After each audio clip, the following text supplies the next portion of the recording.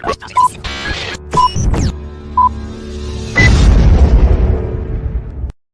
we go. Good morning, Gardenia. Happy Wednesday. Got an awesome Wednesday show lined up, so let's kick it off right.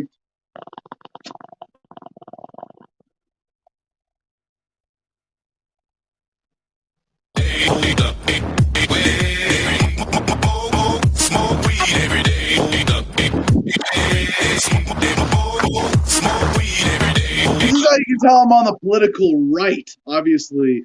Kicking off my show with a bong rip today, Adam versus the Man. It's Wednesday. Happy hump day. Found an interesting study. I got to shout out Mike Ward and our producers club for tipping me off to a study. And I'm really just teasing this ahead, but it's out of my mind. It's like, how dare they call me politically right? You know, so I wrote a tweet about this, and it was like, imagine you're getting asked for a survey whether you like hot dogs or hamburgers, you know, and you say, I don't eat meat, I'm a vegetarian, and the person asking you in the survey says, well, okay, I don't really know what that is or how someone could just like not eat meat, so I'm just gonna put you down for hot dogs, okay? Yeah, hot dogs, and you're like, no, were you even listening? Are you so narrow-minded that hot dogs and hamburgers, different types of meat, is like just all that exists for you? I mean, it could be like, hey, you know, if you're a dude, someone asks, you know, you like blondes, brunettes, or redheads. And you go, well, if you're referring to women, it's none because I'm gay. Shit, I just didn't know. What do you mean? What do you like? What size tits do you like? And you're like, I'm gay.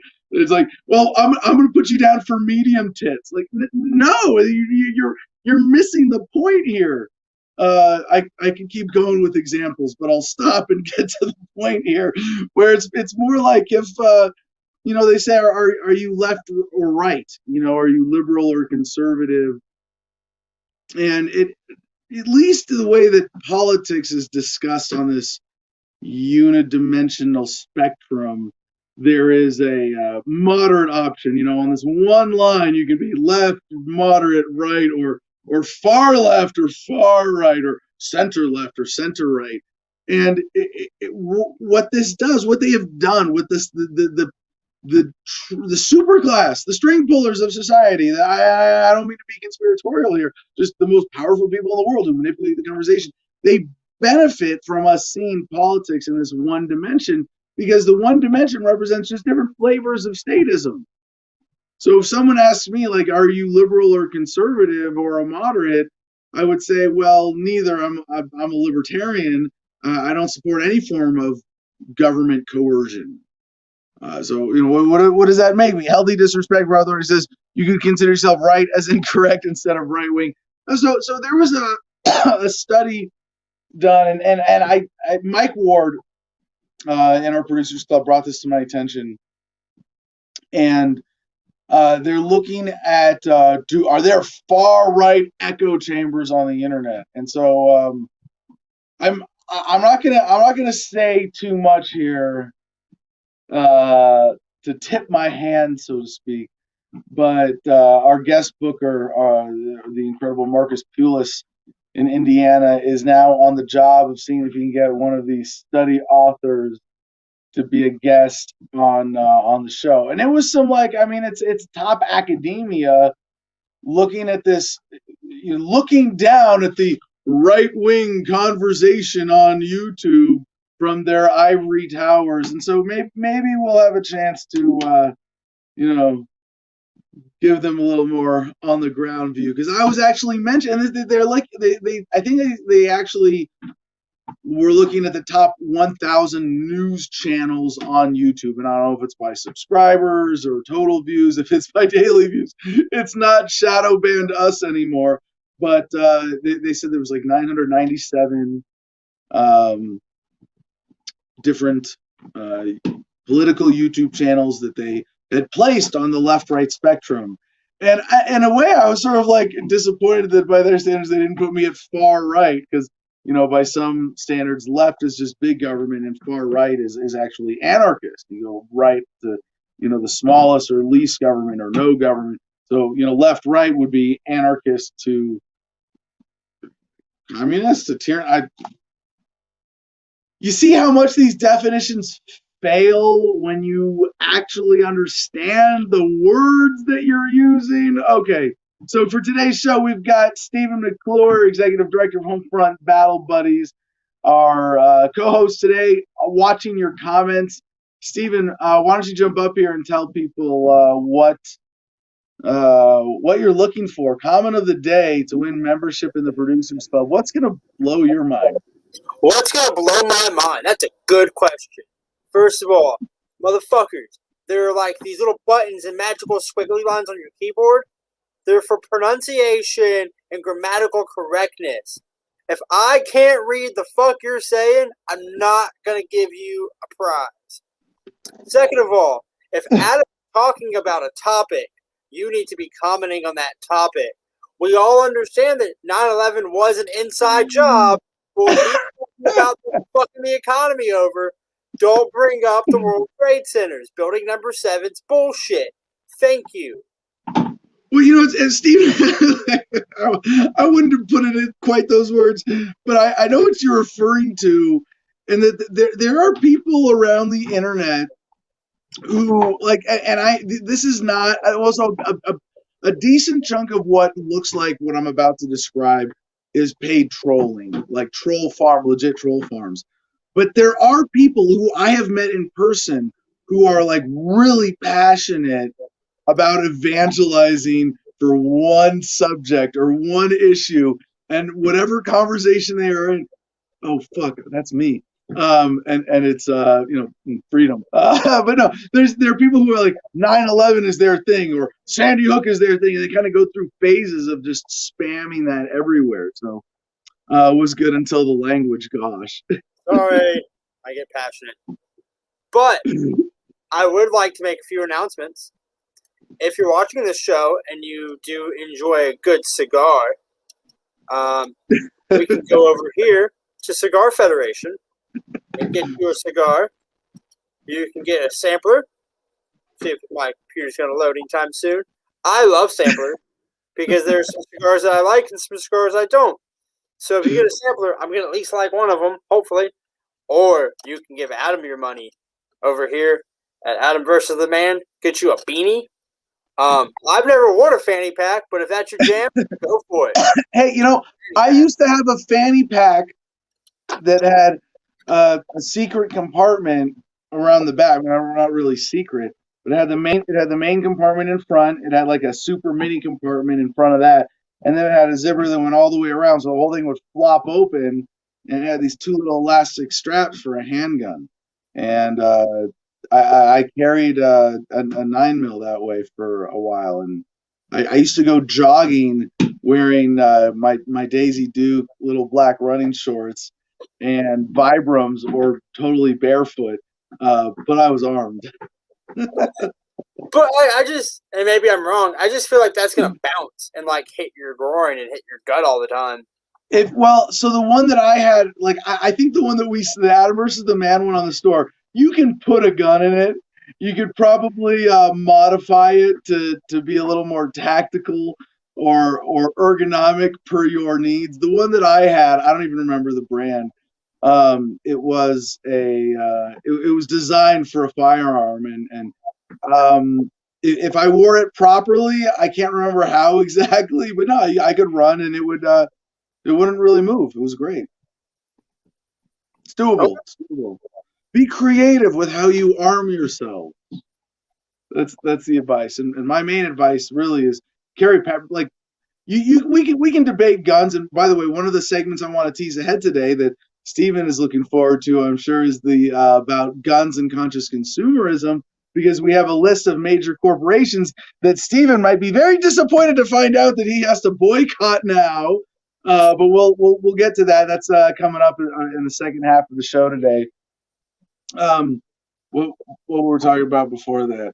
Anyway, Stephen, I think the one thing that for personal defense, advice, I have to say there's really no like for a gun. I'm not comfortable with deadly force. It's too heavy. It's a pain in the ass. It's a legal liability.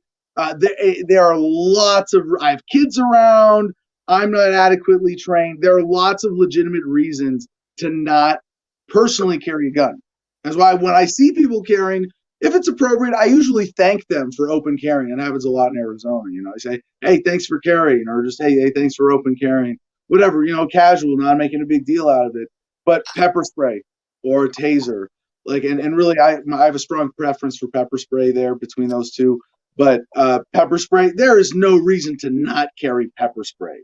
They're like really basic responsible citizen should have pepper spray. You should have pepper spray on you at all times. I mean, not like, oh my god, I got to be strict about it, but like you should be responsible for having pepper spray on your person or in your vehicle or in your briefcase or your purse or whatever, somewhere around you at all times before you ever have a firearm for self-defense as well. I think So, if you're going to say I'm going to be ready to use deadly force, you should say I've also got this extremely easy, practical measure of escalation if necessary. I will also have pepper spray.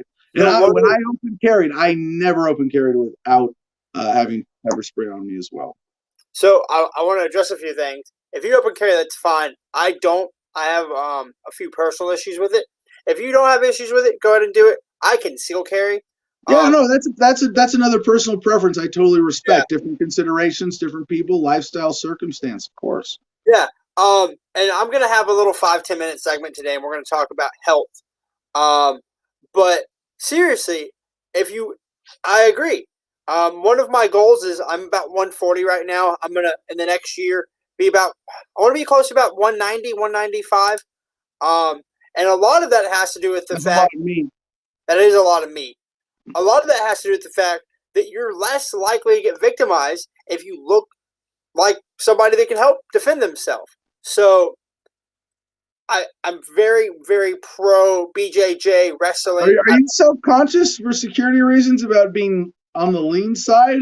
Because you still have, I mean, you're about my height, what, like 5'9", Five 5'10"? 5'7". Okay, and you're not.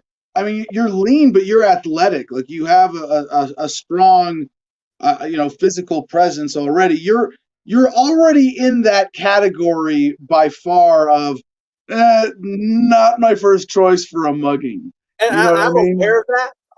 So I've wrestled for 15 years. I'm getting into BJJ here shortly. I'm excited about that. But seriously, when I was in Bible college, we had dorm rooms, which were like houses where they would throw 6 students, 8 students, whatever. Um, and one of those dorm rooms, one of those dorm houses, kept getting, the cars were getting broken into and all sorts of bad stuff. And it was a female housing unit, right? So it got brought up, and me being the person I am, went out and bought. My fiance is here, so she'll tell you if I buy one of something, I buy 50. Uh, and so I went to Walmart and bought the mace gel. So they've got liquid mace, and then they've got mace gel.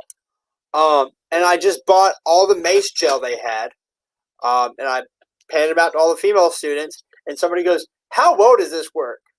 So eight and a Let's half find minutes out. later, I'm running around the parking lot going, "Ah! I can't handle this." They lit me up. Like what they say is grab the left ear and go all the way to the right ear. Just spray the eyes and just keep going. Cover the face. So I've heard that I'm gonna shoot my gun until slide lock, which means I'm gonna shoot all the rounds I can before we stop. And what they say with mace is you push the knob down and you don't let go until it's empty. That's one of the new training techniques. And it lit me up. I could not open. I would have to interject there as a tactical consideration. Okay. If you're in an incident where it is you and one attacker, and that is true 90+% of the time, yes, expend all ammunition, use all that pepper spray up. make a giant cloud or gel, whatever, get it out there, make sure that the other person is disabled. But if there's you also still want to be conscientious of if there are multiple attackers, and that would be the only Yeah, circumstance in which you would absolutely. sort of save pepper spray, right? But if you pepper spray a guy compared to tasing, pepper spray lasts half an hour, hour and a half. Tasing lasts, yeah, Seconds. It's gone. yeah, Yeah. Well, there's one other consideration with the pepper spray too, and I don't know. Maybe this isn't. Maybe this is why gel is an advantage. I'd have to look into this. By the way, I've been pepper sprayed for a video on my channel, and I've been maced by cops. So and then I've done all the CS gas and the Marines. I got a little relevant experience, but no, I had my girlfriend pepper spray me with my eyes. Why it was like 10 years ago. And it's one of the classics on this channel. But if the gel is more like targeted, that would be a big advantage because you can, in the sense that when you spray pepper spray, like my girlfriend actually spraying, we were out on a balcony and there's a little wind blowing towards her. It got back in her eyes and she was like, ah, shit, this ass really burns. And that was it. She was fine a few minutes later. Whereas for me, like I had to take a milk shower and, I was out for hour plus with that. But, excuse me, I think if you have a spray, there's the advantage of it being a cloud effect, right? Like if I hit you in the chest with gel, it might not affect you, right? If gel is really what I'm imagining it, right? I don't know. And when I say gel, think of like the new hand sanitizer, like that liquid stuff. When Yeah. it hits you, it's kind of that consistency. Okay. Yeah, but see, so that's a problem. It's not a cloud; it's a No, it's splatter. not a cloud. But So the so I so it's possible to hit someone in the chest with that or in the stomach, and for them to be able to, oh shit, take their shirt off or wipe it off and not really get in their face and not disable them, right? I Whereas I don't know. We could find out, but I don't want to be the finder outer. let's do it, man. Get out of here for the first retreat. For Homefront Battle Buddies, we'll do some You non-lethal know, experimentation. the I'm down. the But one I, thing that if the we get one it on thing video. that I liked about the gel is it's colored. So I'm not pro calling the cops, but if somebody's running around and the only thing you have is pepper spray and you spray them, and And now they're marksman. Yeah. and now they're covered in blue, you can be like, "Hey, there's a dude running around with a blue face. He's also got a gun. Yes. He's trying to kill me." Yeah, no. I think if someone is deserving of coercive retaliation defensively, with pepper spray, then marking them as such is certainly appropriate. But here's the thing: is with the traditional spray as opposed to the gel, you could hit someone in the chest or in the stomach or even like arm, shoulder, and the cloud would probably overwhelm them enough to disable them at least temporarily, so that you get another spray in their face. There are a lot of other tactical considerations here, but here's the thing: is when you're doing this with a firearm, you're like, well, if I get this wrong, I might kill someone in an unjustified manner. Yeah. That's horrifying. You take that out of the equation with pepper spray, and you can just be like, well, just do what feels right. Just make sure you always have it on you. And if you can have a backup, that's great. But yeah, spray away. If you're threatened, spray. It's a disabler. It's not, it doesn't, anyway. Enough. All right. So today on the show, we're going to start with a block about Biden first 50 days in office and what's coming up with that. We got a COVID block we got to hit today, and then we're going to get to this conscious consumerism gun story, looking at some major corporations that are supporting gun control. And I thought this was genuinely shocking, like to see some of these. Let me find the actual story here. Yeah, these are the roughly 200 businesses. It's Subway, Delta Airlines, eBay, Enterprise, and there's 200 of these major, large businesses that are doing this. So, as Steven said, if you want to support the show, AdamVersusTheMan.com. Comment of the day, whatever blows Steven's mind here. gets you membership in the Producers Club. And please, CJ, if you would put the recruiting flyer up on screen for a second. There you go. Wow. Adam Kokesh is recruiting. Last promo today. You can apply for a job at a new voluntary government or a government job in a new voluntary micronation here in Gardenia. If you want to join this ever, there's a lot going on here. Check out on YouTube the Independence Day message to America from the future King of Gardenia. And you'll get a sense of what this whole project entails. Of course, with Adam versus the Man, major announcement. Of course, we made Monday. CJ, our producer, behind the scenes executive producer, is getting promoted to business manager, and Comment Jim Freedom will no longer be Comment Jim Freedom as of next Monday. He is executive producer Jim Freedom, and Steven will be coming on in some role as Comment Steven and co-host manager. We'll see what comes up out of that over this next weekend as we jump to this new format. Same format, but we are adjusting the time 1 hour up. So instead of being 9 to 11 Pacific, we will be 8 to 10 Pacific. Shit, I got to change all the graphics this weekend. So mark your calendars or change your alarms starting next week.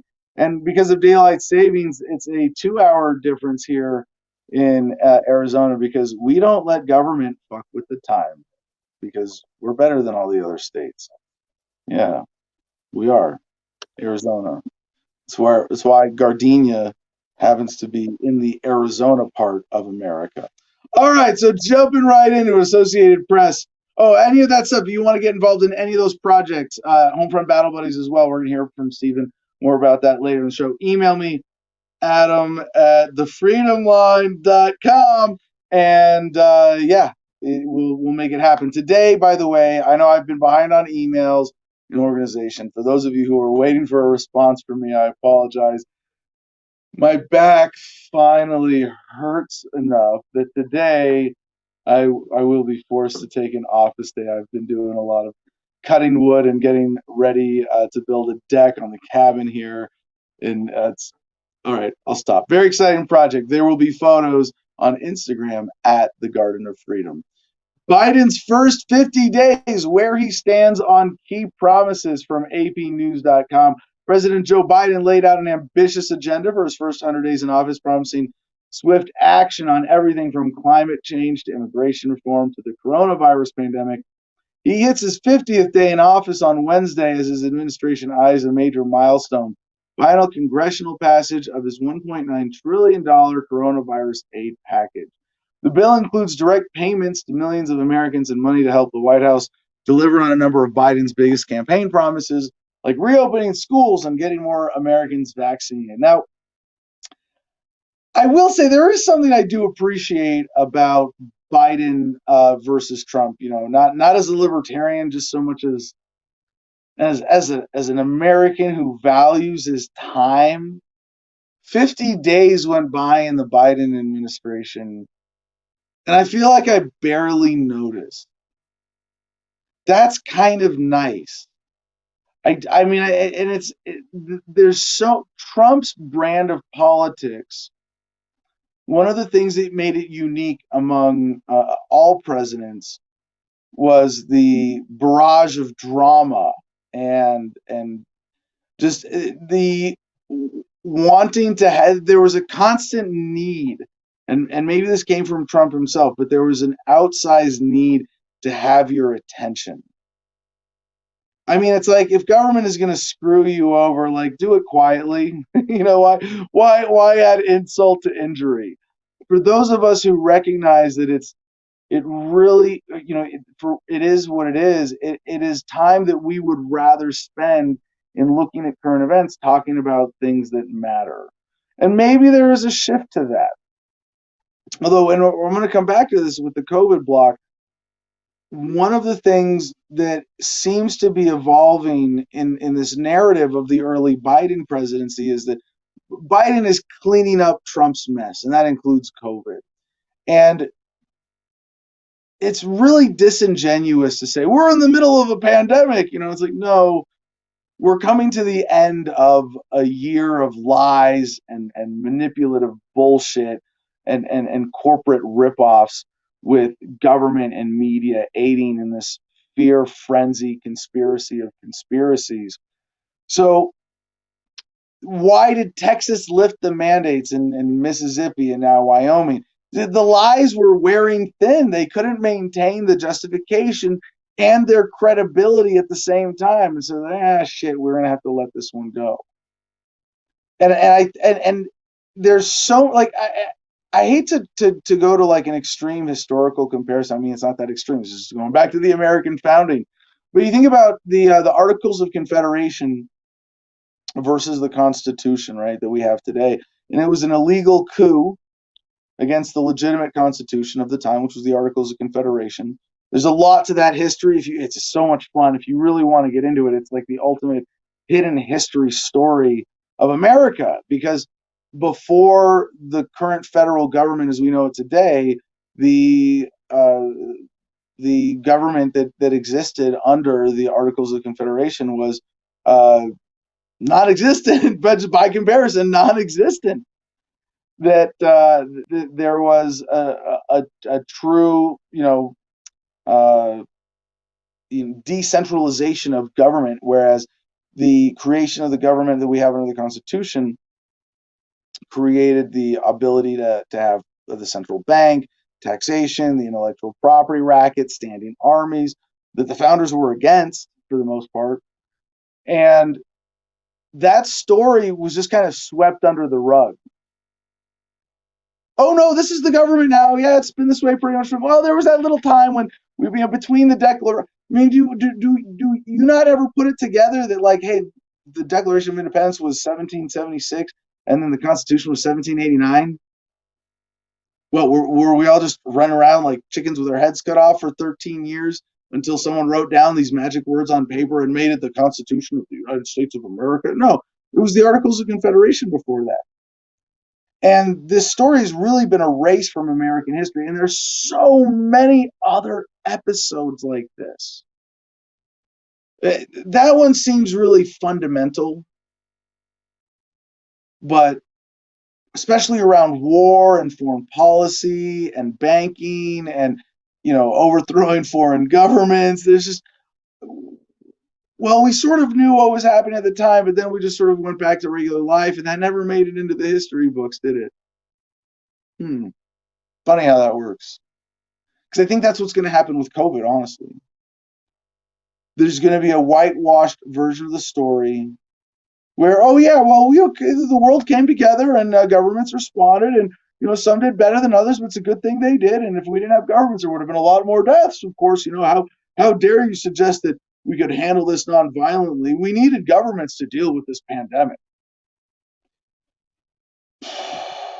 There's going to be a simplistic narrative that is comforting that most people can accept, and then it's going to be made irrelevant. I don't either. I mean, I don't want to say like this as a decisive prediction, like it has to happen this way, but it seems like a very likely possibility that I don't hear anybody else talking about. That this is a sort of temporary racket that they and it might come back. And see, this is the reason I can't say it as a definitive prediction, is that, oh well, now there's a new strain, or now we have a whole new virus, or but they have the template for this kind of medical tyranny racket developed right now over COVID. So does this become it's going to be some combination of, actually, really, of all these things. There's going to be a simplified narrative that we can say for certain. The complexity of this episode of COVID is going to be written out of the history books, at least the mainstream history, if government history is allowed to continue for another generation, right? They're not going to be learning about all of the controversies around COVID, or even the getting the kind of longitudinal study numbers that put the actual threat in perspective and are going to show that at the very least there was a gross overreaction. No. And to some degree, this will be ongoing and institutionalized. I mean, shit, look at January 6th. We had stories catching up on that today where, January 6th, if, excuse me, like Reagan said, there's nothing closer to eternal life than a temporary government program. And now, remember when everybody was freaking out that there were going to be National Guard troops at the Capitol? Oh, don't worry, it's only for this brief period. And now they're calling for it to be a permanent force. But back to the story about, and then to some degree, will it come back? Yes, of course. There will be some new variant that comes up, as we're going to get into in our COVID block. There are places in the world where it's still getting worse, and there are different strains and mutations and blah blah blah and so on and so forth. But the overall prevailing dynamic that I think is most likely is to compare it to the Articles of Confederation, or rather the coup of the Constitution, as an episode in American history, like the pandemic of COVID of 2020 and 2021. It's going to be written out of the history books just how destructive the authorities and institutions were during this time, and how much they took advantage of this opportunity to hurt people and rip people off. All right, we got some comments popping up. Dark Sea Decimy, COVID is a globalist hoax. Yeah, and I call it that, and it's weird linguistically. Like they've got you trapped. Like, is the virus itself? I got to. All right, we're gonna come back to this. Back to Biden. We got a whole block. I know you want to talk about COVID. I know we haven't talked about it enough over this past year. There's just not. I don't. Yeah. All right. Enough sarcasm. 50 days in, Biden has made major strides on a number of key campaign pledges for his earliest days in office, while others are still awaiting action where he stands on some of his major promises. I love this like purple graphic we get from the Associated Press. It's very calming. They got this cartoon icon of Joe Biden, completed, in progress, or not started. They're saying that he's got 16 of his 61 promises kept already. And you can go into this and go, bit by bit. I don't particularly care. But in terms of awaiting action, skipping ahead in this, the Biden administration has yet to take significant action on criminal justice reform, aside from an executive order terminating private prison contracts. I think that's going to be more on Congress. Creating a cabinet-level working group focused on promoting union participation, ordering FBI of issues with gun purchase background checks. Yeah. More importantly, we go now to another Associated Press story. House set to vote on virus relief. Biden on cusp of triumph. And it's interesting how, the president himself or herself, right, would change the mood. And I don't mean to praise Biden, but I am appreciating this one aspect of how the conversation has changed. It's although maybe to some people it would seem boring that we don't have the drama of the Trump presidency. This bill getting hailed as a Biden triumph, though, it does seem to fit into the mainstream media bias around the mood that they have allowed Biden to set, so to speak. And was it Trump, or was it the media's response to Trump, or was it what Trump said about the media that inflamed things in such a way that had the media so sensitive? But now they're back to this kind of lull of, okay, Biden had a triumph. The government spent another $1.9 trillion. Congress is poised to approve a landmark $1.9 trillion COVID-19 relief bill, placing President Joe Biden on the cusp of an early triumph that advances Democratic priorities and showcases the unity his party will need to forge future victories. The House was expected to give final congressional approval Wednesday to the package, which aims to fulfill Democrats' campaign promises to beat the coronavirus pandemic. Well, you know what the cure for corona is? Money. Yeah, it's definitely money. We have to give it to rich people. If you give enough money to rich people, COVID goes away. And that's what we've done. We've given lots of money to some very, very rich people over the last year. They are now not just super rich, but super duper rich. and we have beaten the coronavirus. Yeah, we are the Democratic Party. House and Senate Republicans have unanimously opposed the package as bloated, crammed with liberal policies, and heedless of signs the dual crises are easing. Nancy Pelosi said it's a remarkable historic transformative piece of legislation which goes a very long way to crushing the virus and solving our economic crisis. Now, yesterday in our economics block, we covered exactly what was in this. But in terms of the politics and spin of it, this is sort of how it fits into that. Now, in terms of foreign aid, we know foreign aid is stealing money from poor people in rich countries to give to rich people in poor countries. And I will say, it's another thing. I'm not intentionally praising Biden today. I swear to God, but that there was there was some recognition action on Alexei Navalny, the opposition to Vladimir Putin in Russia, and now that there's at least I expect at this point in American history, every president to be a continuation of the general trend from World War II on of de-escalation of militarism.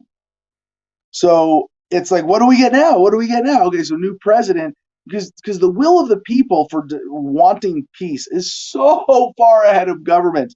It's I don't want to laugh because it means people die, even when people don't want them to, by government's hands in the name of, well, people want you to die. Our citizens want you to die. Like that's what's really behind the perversion of militarism as a defiance of the will of the people that it's supposed to be protecting. So, with Trump, like holding hands across the DMZ with Kim Jong Un, like, yeah, I'm all for that, And a big part of Trump's populism was appealing to non-interventionism, and I love that. Yeah, and did he back it up with integrity? Fuck no, not even close. But what that meant was that in order to maintain the rest of the government racket, in order to maintain the monetary racket, the corporate racket, the regulatory racket, blah, blah, blah, blah, blah, they had to get like they're giving up the drug war racket on a similar timeline. They're giving up the militarism racket. So Gazette Extra has this headline: Biden to restrict U.S. aid to Central American governments set new conditions for money. Now, of course, I'm not naive. I know that there's so much other manipulation in this, but if the side that is competing to manipulate American foreign policy one way or another wins when it has popular opinion on its side, and popular opinion is pushing towards peace, towards less interventionism, or to at least, if you're going to give money to another government, hold them accountable somehow. I mean, it seems like a tiny step in the right direction, but there's a lot of money at stake here. Weeks after earmarking $4 billion in U.S. aid for Central America, the Biden administration is fine-tuning its plans and sharply limiting how much money will go directly to the governments of Honduras, El Salvador, and Guatemala, senior administration official told the LA Times. Roberta Jacobson, Biden senior official for Southwest Border Affairs and an expert on immigration, said in an interview that the $4 billion will be subject to strict but untested conditions on recipients based on measures of anti-corruption efforts and good governance. The adjustments follow a push by some lawmakers to place limits on the U.S. aid and warnings from foreign policy experts concerned that in the rush to stem illegal immigration, President Biden would go down the same path he followed as vice president when U.S. assistance, with few effective strings attached, ended up empowering corrupt regimes. And so this is where I'm hopeful that there's going to be some meaningful difference here, because why does the U.S. government give foreign governments money, like in circumstances like especially in South and Central America, to give them money so that they get to decide who's in power, right? And there's so many examples of this, of the CIA and other American government-sponsored intervention in South and Central America. I mean, going back, I don't know how far back you want to go, probably before as soon as the government had the ability to, right? But going back to the banana wars that we know of around the World War One era, where Smedley Butler, Major General of the Marine Corps, second most decorated in military history, said he was a high class muscle man for big business, and he made Central America safe for the Dole Fruit Company. Yeah. So why do they give them money to influence their policy? It's not because, oh, I'm so generous. I'm the American federal government, and I want to give money to your government so you can give money to your people because we are so profitable. We're so rich here in America. We just want to be generous and give. No, fuck that. This is the government we're talking about. The sad thing about this, one of the real tragedies behind this, is that the American people want that. They want the American federal government to be generous in our name. Like, part of why we, the American people, accept so much taxation is that we believe the American federal government is doing a certain amount of good with it. They're not. Like, they're not. Well, not nearly as much as they tell us they are, right? I mean, did you really trust them to tell us the truth there? But even when they say, like, oh, this is foreign aid, you get this image in your head. Oh, foreign aid, like UN food rations and blue helmets and one laptop per child program, and let's make sure that they have food in all these poor countries, and medicine and fixing cleft palates. Yeah, no, no, no, no. And part of this is a taxation racket where, because of the export of American corporatism being able to manipulate the economies and other governments in other countries, the poor and working class in other countries are disadvantaged by this corporate structure that their governments allow into their country. And so it's like, instead of giving that money directly to those people back, no, of course we don't. We give it to the American federal government gives it to sort of these subsidiary foreign government organizations that are this is why it's not unfair to call it the American dollar empire. And it's not an empire in the traditional political authoritarian sense, but it is an empire in I don't know. Now I want to check the definition of empire. Shit. Did I? All right. This is my own intellectual integrity. I am Googling the word empire. All right. Adil, John, bro, will you accept my friend request, please? I want to be president. No, I'm not on Facebook. Oh man, you put empire into Google and you get nothing but the TV show stuff. Let's see, empire definition. An extensive group of states or countries under a single supreme authority, formerly especially an emperor or empress. No, well, so that's one definition. Definition two is a large commercial organization owned or controlled by one person or group. So in that sense, so yeah, by definition two, if you say one is sort of like the political definition, two is the commercial, corporate, more inclusive definition, like a drug empire, a media empire. It's the dollar empire, and it's a violent gang. It kind of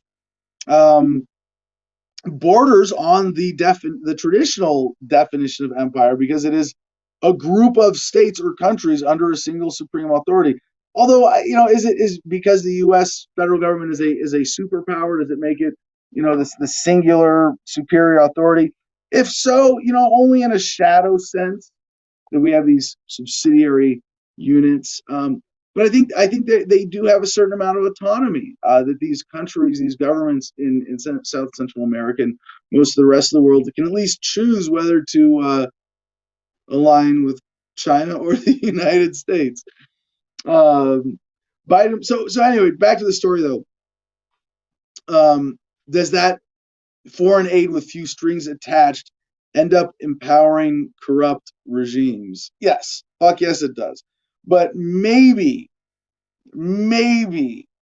American politics, maybe the shift in the paradigm is such that if you're going to give $4 billion in USA to Central America, you have to at least have some better dog and pony show for the American voters that some of that money went to the people in those countries it was supposed to help.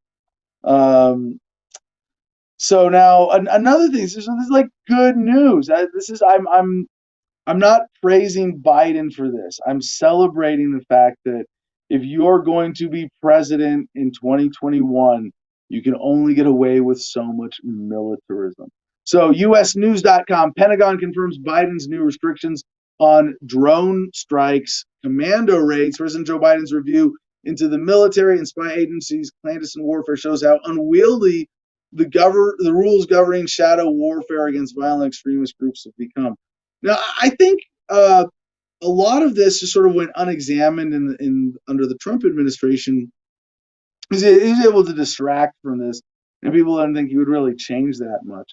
But the Pentagon on Monday confirmed President Joe Biden has imposed new rules on how the military and intelligence services can conduct drone strikes and commando raids in some conflict zones, restoring the kind of White House control over that decision-making process that President Donald Trump attempted to dismantle. Defense Department spokesman John Kirby said the new rules represent interim guidance that was issued to ensure the president has full visibility on proposed significant actions, which the National Security Council will review. So I don't want to overhype any of this. It's not like peace, President Biden. Fuck no, not even close. And maybe, limiting drone strikes and raids and, putting strings attached onto foreign aid are really small incremental changes. But they're not insignificant. And if we continue, if we just like, and this is sort of like, I think this is why I'm such an optimist. Like, this is my worst case scenario for human progress, is that the state is going to keep phasing out its power chunk by chunk by chunk, and I would hope that so this is sort of like, this is my optimism. If we get no big breaks, if we have no super popular candidates, if we have no best-selling books or blockbuster movies or documentaries that capture the attention of a nation and shift the paradigm from statism to freedom, or at least decentralized voluntary government, and it's still like 100 years. I'm going to live to see it. You're going to live to see it. Unless you're going to die in the next 10 years. I haven't said this on air in a lot, but you should know it in a long time. You should know what longevity escape velocity is. If you live to the point where human life expectancy extends by just 1 year per year, you're never going to die of old age. And if you're young and healthy today, and by young, like, I don't know, under 70, like, I'm gonna include my mom. And she is. She's my mom is like, she's young and healthy enough that, like, even if you put this is a weird way to talk about my mom. If you put her in a state of nature, you made her go live in the boonies and be self-sustaining even without access to modern medicine, she'd live another good couple decades, right? But with modern medicine improving as it is and technology, like, I don't think she's going to die of old age. I think she made it. Like, that we might be there. That's pretty cool. So anyway, on all this stuff with Biden, positive incremental changes. Am I wrong? Someone want to help me put this in perspective? It's one of these things I love. I love kind of like hashing out in my mind, going, hey, how are things going to end? Is this as am I showing some left-right bias? I don't think so. But with that, let's go to our COVID block, shall we? And give you some.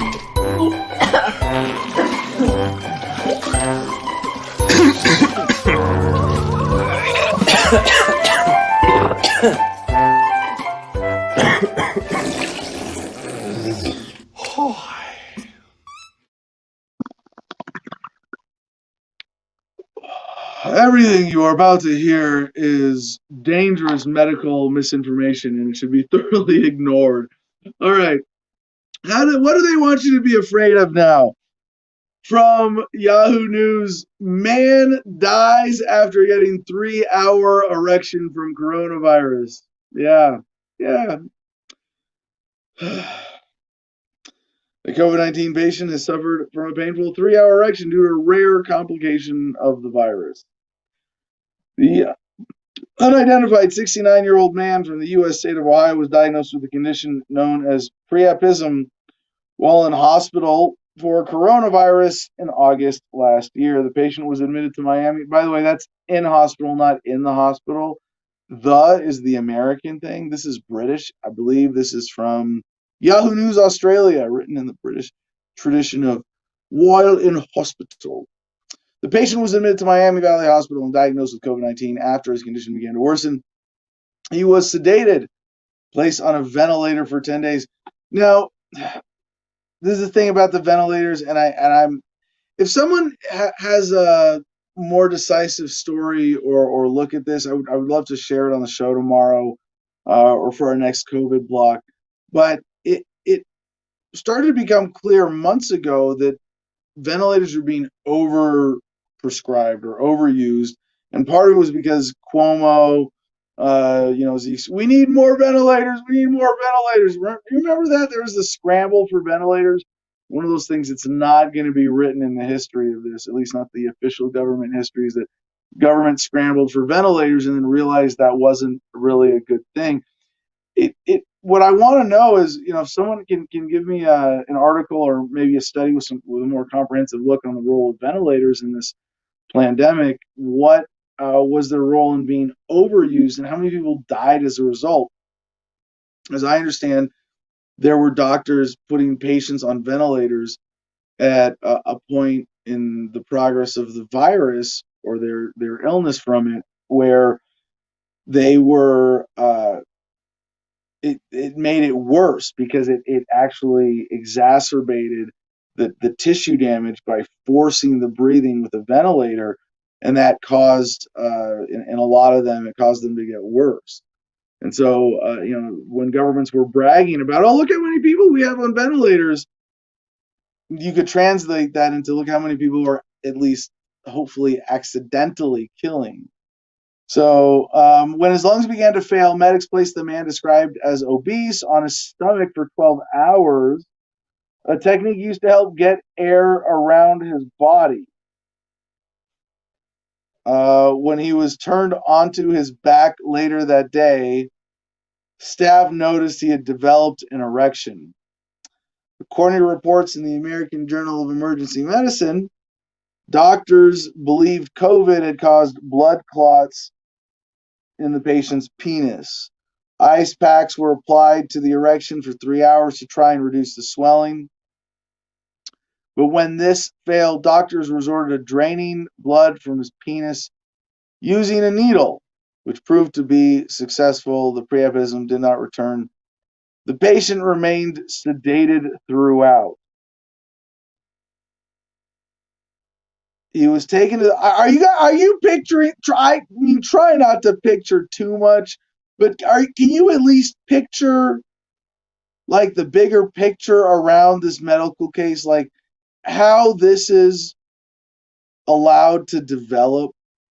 What institutional failures result in an obese man unconscious having his penis blood drained through a needle? And with COVID, he was taken to the ICU and eventually died when his lungs failed to recover. As the patient was unconscious, he could not communicate the level of pain caused by priapism. However, the condition is known to be excruciating and can cause lasting damage if left untreated. The patient is only the second known to have had priapism after being diagnosed with COVID. The other was a 62-year-old man in June 2020. Funny thing about this is they say this is, oh my gosh, it happened with COVID.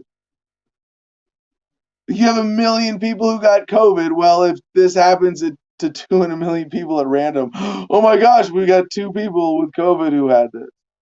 Now, the sad thing about this, and I don't think we need to get more into this individual case. It's funny though. Check this out. They have a stock photo with the article. A COVID-19, and the caption is a COVID-19 patient suffered from a painful 3-hour erection due to a rare complication of the virus. And look at the picture. The picture in the bed is somewhat of a healthy weight, let's just say, right? Sitting up, neat bed, hand on the stomach, finger in a blood pressure monitor. Is this a misleading stock photo? Oh, yes, it is, because of our next story, CNBC. CDC study finds about 78% of people hospitalized for COVID were overweight or obese. Yep. Yep. It's not just old people, it's fat people. And I don't want to fat shame. There's no shame, but unless you're doing it intentionally, it's not a good thing. It should be something we can talk about. And it's not like it's an aesthetic thing. It's, if you want to look a certain way, all right, that's your look. I might look, I might not. But I want people to be healthy. I want people to be honest. I want people to be open. And, early on in this pandemic, we shared a cartoon of an obese woman eating McDonald's in a Walmart shopping scooter wearing a mask. And there's this picture of this hot, fit young woman next to her not wearing a mask, and the one in the motorized wheelchair shopping cart says, "You're putting my health at risk." And I think she's smoking a cigarette too. That has got to be a huge part of the story of COVID-19. And at first, we looked at it. It was just old people. Oh well, let's look at breakdown by age. Who's this really affecting? And then it was, it's unhealthy people. And we saw the CDC when the number. Remember back at COVID 200K when the American alleged death rate, according to the CDC, was about 200,000.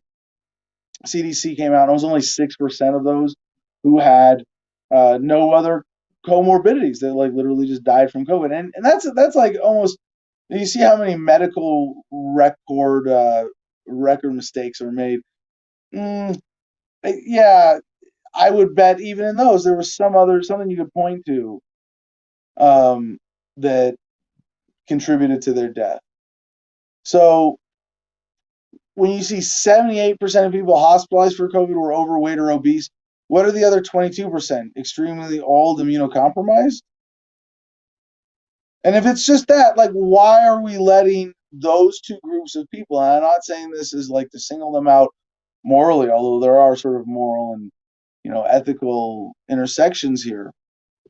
But why would we let those two groups of people tell the rest of us what to do? And it's not just that, it's that government, just the way that government uses the poor to take advantage of the working and middle class to rip them off and say, oh, we're taxing you to take care of the poor, when it's really to help the super rich get richer, right? It's like we're doing this for your health. Well, we're really, doing it to, or we're doing it to protect grandma. You could all be contagious. But even then, it just sort of fails the logic test of, okay, so vulnerable people wear masks and isolate and stay in, and everybody else can keep going about as normal, or at least, in a way that respects their protection and safety and isolation. But the blanket shutdowns and lockdowns, this is so critical to the overall narrative that says this isn't justified. The cure has been worse than the disease. And you have to understand, in order to say, is the cure worse than the disease, you have to subjectively weigh both of them out. And so, here's one way of understanding that. About 78% of people who have been hospitalized, needed a ventilator, or died from COVID-19 have been overweight or obese, the CDC said in a new study on Monday. Just over 42% of the U.S. population was considered obese in 2018. So 42% versus 78%. I mean, that's like if you said, well, hey, Adam, it's 78% of the population is obese. You didn't know that? Then this would be meaningless. But that's not the case. So just over 42% of the U.S. population was considered obese in 2018, according to the agency's most recent statistics. Overweight is defined as having a body mass of 25 or more, while obesity is defined as 30. Okay, so it says overweight or obese. So what is overweight or obese number? But it's not 78%. Anyway, as clinicians develop care plans for COVID-19 patients, they should consider the risk for severe outcomes in patients with higher BMIs, especially for those with severe obesity. An overwhelming majority of people who have been hospitalized needed a ventilator or died from COVID-19 have been overweight or obese. Among 148,494 adults who received a COVID-19 diagnosis during an emergency department or inpatient visit at 238 U.S. hospitals from March to December, 71,491 were hospitalized. Of those who were admitted, 27.8% were overweight, 50.2% were obese, according to the CDC report. So 42% obese to 50% of COVID patients. But really, it's percentage of COVID patients, and how does that break down? And if it's 70% who are in the overweight or obese category, then you got to go look at that 22. Like I said, how many of those are immunocompromised or have some other significant pre-existing condition that would make them vulnerable? And that helps you understand at least what is the severity of this, because right now COVID is being unfairly blamed for all sorts of negative health outcomes. And as I feel like we're coming back to this story, having beaten it to death like literally a year ago, people were being counted as having died from COVID when really they had died with COVID, and there is a big difference. The next headline from Los Angeles Times via Yahoo: California and Florida took vastly different approaches to COVID. Here's how it turned out. Let's see, how are they trying to spin this? A year into the pandemic, California and Florida have become common points of contrast as Americans grapple with the horrific human and economic tolls of trying to control COVID-19. Yeah, controlling nature, right? Now, it's funny, this is being set up as like a liberal versus conservative divide. Florida, nominally conservative, although closer to a purple state. California, the blue state, definitely a lot, very, very deep blue. But they're trying to show this as, these were your options. Sound familiar? Though the states took wildly different approaches to the pandemic, their rates of death from COVID-19 differ as much as one might expect. Out of 50 states, Florida and California's cumulative COVID-19 death rates ranked 25th and 29th, respectively, with Florida's 11% higher. So they ranked 25 out of 25 and 29 out of 50. So only 11%, basically negligible. California has a lower rate of deaths. Now, this is something that people are going to get to argue about forever. Well, no, it was 10% extra died. You're going to attribute that decisively to government policy? Sure, okay. So if California had Florida's death rate, roughly 6,000 more Californians would be dead. And if Florida had California's, roughly 3,000 fewer Floridians would be dead. You think their numbers of even just counting deaths are that accurate? No. For every million residents of California, so they go into the proportions. But they said that it was Florida's summer surge was one of the nation's deadliest in that season. California and Florida had comparable death rates during the spring wave. The governors of both states issued stay-at-home orders, but when the summer surge hit, California again implemented business closure rules, shutting down indoor dining at restaurants and indoor gyms across wide swaths of the state. Florida did not. While California staved off its worst surge until the winter, Florida was hit especially hard in the summer compared to other states, and deaths skyrocketed. I mean, this is just, I think it's, I mean, I don't want to deny, the reality of the reality behind these numbers. They are inaccurate. We know that. They may be exaggerated more in California than in Florida. We know that. But I present this story just to warn you that, and I honestly, I don't know the answer how to respond to this, but for a long time, this is going to be used by government and government apologists to say, see, the more government, the better. And I think what's going to, I'd like to have, you know, faith and truth and hope that it will prevail when we look internationally, and that you're going to see that different countries had different responses and different successes. And the other thing that's not being accounted for, even in this story, that right away makes you go, well, shit, this isn't a fair comparison, is that you're only looking at the costs of COVID. You're not looking at the costs of the cure, which may have been suicides, addiction, family abuse, things like that. So, one of the things we've said is a silver lining in this is that so many people are homeschooling, unschooling. NPR has this story: as many parents fret over remote learning, some find their kids are thriving. Bobby's a sixth grader at North Brookfield Elementary School in Western Massachusetts. He's crazy about the Loch Ness Monster. He's into math and Minecraft, and he likes online learning. It's a lot easier to focus, he says. I can be in my room and be a lot more comfortable doing stuff. President Biden has said that his goal is to have the majority of K-8 schools operate in person by the end of his first 100 days in office. That's a welcome goal for the many parents who worry about their children falling behind while learning virtually during the coronavirus pandemic, but some are realizing that their children do better in online school. By most accounts, it's the case for students who focus better when they are not around classmates. Bobby has ADHD and sometimes gets seizures. NPR isn't using last names to protect students' privacy. This means that the 11-year-old Bobby needs to take breaks from class, whether it's because of his seizures, because he wants to walk around the room to get some of his energy out, even though he already had some accommodations when school was in person. Online learning makes it easier for him to accommodate his own needs. Now, this is not the ultimate silver lining of, oh, look, unschooling is working because, parents are letting their kids take charge of their education. No, this is just that it's a more, for some kids, if you contrast cemetery row seating and regimented in-person school, if they have health challenges that maybe are embarrassing or just awkward logistically that they're somehow singled out for, then they're going to be more comfortable in at-home learning environment, even if it's the exact same sort of educational process, curriculum, teaching you what to think, not how to think, that kind of attitude. But even the flexibility, like I would hesitate to say, oh well, great, these kids found something new, and this is they're going to be no, because they still need, and this is an important thing about unschooling as opposed to homeschooling. Well, even just a common misconception about both is that it's about isolating your kids. It's not. I mean, you can say, well, you're isolating them from a classroom environment. Yeah, that's toxic and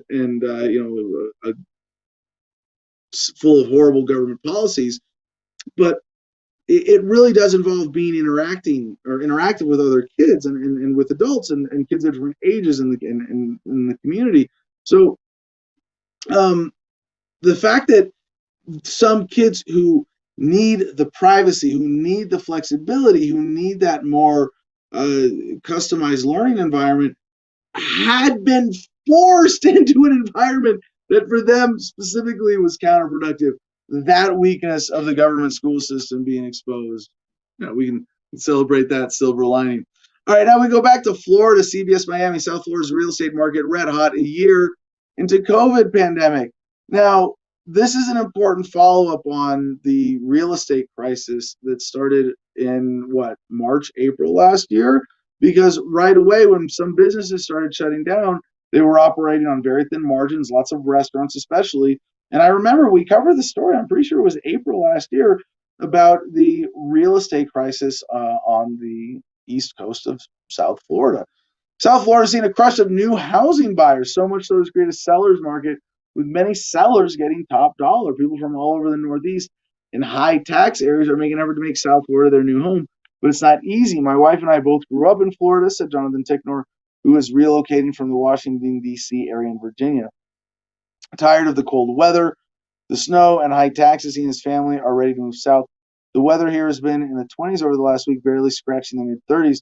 So, yeah, seeing it's 75 in Florida. While so anyway, this is there are people who are making a decent money that is now, in terms of what they're able to spend on housing, better money proportionally, because they've still got their corporate jobs, are able to work from home. So you're going to see major shifts in the real estate market to certain areas, and it's kind of neat to see that Florida right now is it's sort of a positive adjustment. People want, would the world be a better place if Washington D.C. was moved from D.C. to somewhere with nicer weather? Would people making military command decisions not be such cold, miserable assholes? Perhaps, it's possible. But you see, just in terms of the general effect, there is a relocation effect. There is people reconsidering where and how they want to live. Unfortunately, the consolidation of real estate is still a major problem, especially in commercial real estate, where what we're going to start seeing, I think, in the next 5 to 10 years, effect of this consolidation and what we get from American corporations. All right, Mark, Jason Walker, they just don't care about teaching people or anything like that. The only thing they care about is a fucking little menial salary. If you're talking about like teachers and administrators, I really disagree. And I know, a lot. Heaven forbid I defend government employees, but excuse me, from my experience, not just as a kid, I was a kid once, but as an adult, knowing other adults who are government school teachers, most of them just don't think about the larger institutional challenges that they operate with. They go to school every day wanting to connect with kids and wanting to be a positive influence on them and to be educators. So I think revealing to them, that needs to be done in a way that doesn't attack them, because, and this is really true about every status. I mean, I think most of what drives statism is good intentions that bad people take advantage of. COVID's curse. This is from study finds out 42% of Americans now consider themselves germaphobes because of pandemic. New survey shows average adult washes their hands 9 times daily, though nearly 1 in 5 admit describing their digits 15 times a day. You know what? I'm not. I used to describe myself as a germaphobe. Now I'm just like, no, I'm a little hygiene conscious. I have to like downward adjust my self-description. But yeah, it's something I had considered a silver lining of this. Like, oh yeah, everybody else is becoming a little more germ conscious. That's a good thing. From the Sun, Appy Days. Appy, clever, right? China issues world first COVID vaccine passport and plans to accept other countries' passes in boost for travel. You mean a boost for travel of people you want to allow to travel? Yeah. China has issued what's thought to be the world's first COVID vaccine passport. In a boost to international travel, Beijing also plans to accept other countries' vaccine health certificates being used by passengers. Yeah, the Chinese health certificates show a user's vaccination status in recent coronavirus test results. They're being hailed as the world's first virus passports, with similar schemes planned in Britain, the US, and the EU. The QR code-based digital certificate will promote world economic recovery and facilitate cross-border travel. And it's really the opposite. When government tells you something like this, no, because yes, the certificate itself promotes recovery and facilitates cross-border travel. Requiring a QR code-based digital certificate that posits some new medical standard, yeah, that is going to do the opposite of what they're saying it's going to do. Now, another international touch point, we go to Brazil here. Brazil posts new record of 1,972 COVID-19 deaths in a day. Yes, so there might be, and this story is very short. Sao Paulo, March 9, Reuters, Brazil registered 1,972 new COVID-19 deaths in a single day on Tuesday, a record according to the health ministry. The country had 70,600 64 new cases of coronavirus, reaching a total of 11.12 million infections. Brazil had 268,370 coronavirus deaths. Now, you can pick these numbers apart for a long time, and I know they're all bullshit, but this is something fishy when I see an article like this with 2 sentences. Record deaths in Brazil. To what extent this is real or not, you can decide if you want to go to Brazil. They don't want you to go to Brazil. There's still going to be international manipulation around this in order to justify the COVID vaccine passports and other controls. Now, Wall Street Journal, interesting economic side benefit. Some of the things that we see pushing forward in this, like robotic technology, various contactless payment devices, things like that. There's another one. Apparently, companies want GPS trackers on their employees and have a new excuse with COVID to ensure that they're maintaining their social distances and that there aren't too many people in a room. So the headline from Wall Street Journal, office app makers cashing in on pandemic safety needs. You see how I had to preface that headline? Cashing in on this is not a pandemic safety. This is something that businesses have wanted to do that people just, I think, aren't comfortable with. And this is where, as a libertarian, my only problem is the coercive nature of the system, where you say, well, a company has to have these GPS trackers on their phone so they know where you are at work because of COVID. But what about the legitimate use for this? The technology itself is harmless. It's who's in control and who gets to use it.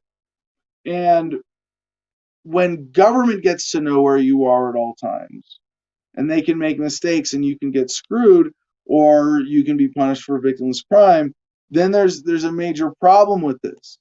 But I've used this with family members at different times with GPS tracker, where you keep track of where they are, and it's a good safety thing.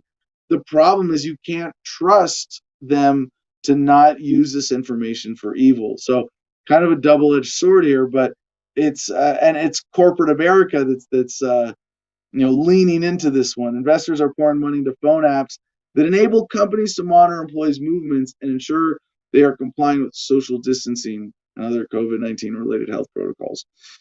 Following the example of Texas and Mississippi, TruePundit.com has this: Wyoming announces end to lockdown, lifts mask mandate. All right, good for Wyoming. That's Wyoming Governor Mark Gordon announced an end to numerous lockdown measures on Monday, including a statewide mask mandate. All right, morale is improved. Beatings will stop. Now, we have one more international point in our COVID block from express.co.uk, the Daily and Sunday Express. How are things going in Greece? Let's play some video, shall we, CJ?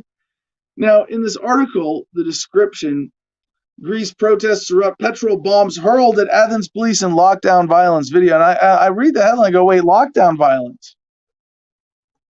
Yeah, petrol bombs hurled at Athens police. Yeah, let's focus on the violence. Let's focus on the petrol bombs.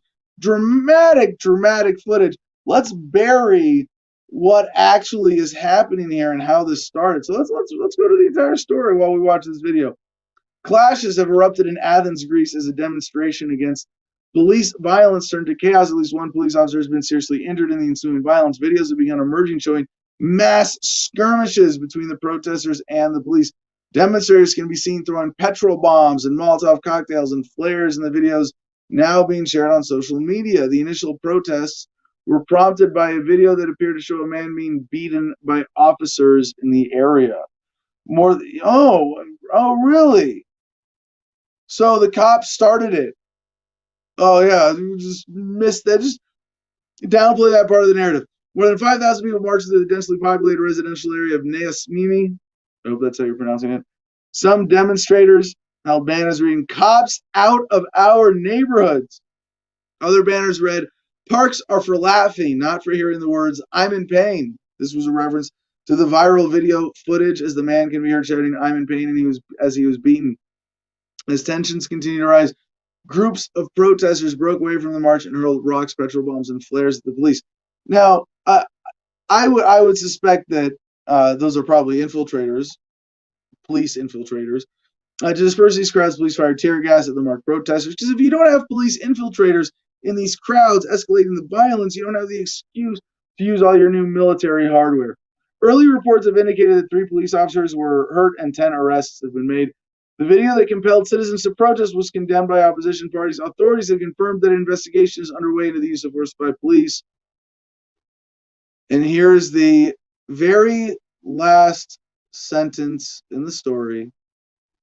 The police in the viral video said they had been called out to check if lockdown rules were being respected. It doesn't look to me, from any of this footage, like the lockdown rules are being respected in Greece or in the rest of the world. And that may be the light at the end of this tunnel, where the lies wear thin enough that the government has to, I don't know, like they should have done in Iraq, declare victory and just pull out. And that's our COVID block.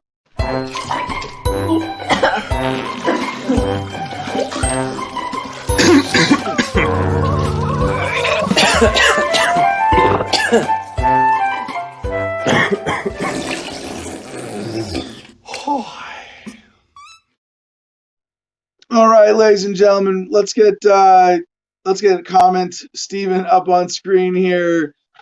Steven, any comments I missed so far you want to highlight or bring back up on screen? Yeah, let's look at this one real quick.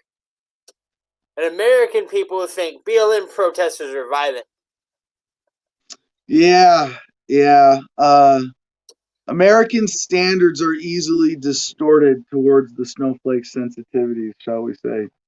And then I don't understand why people don't get track and trace for anything that's called. And once again, if you can read your comment before you post it and make sure, because I think what he's saying is he doesn't understand why people get the tracers on their phone and stuff. And I agree. If somebody can, if you could track somebody because of an app that you put on your phone, somebody else can trace you.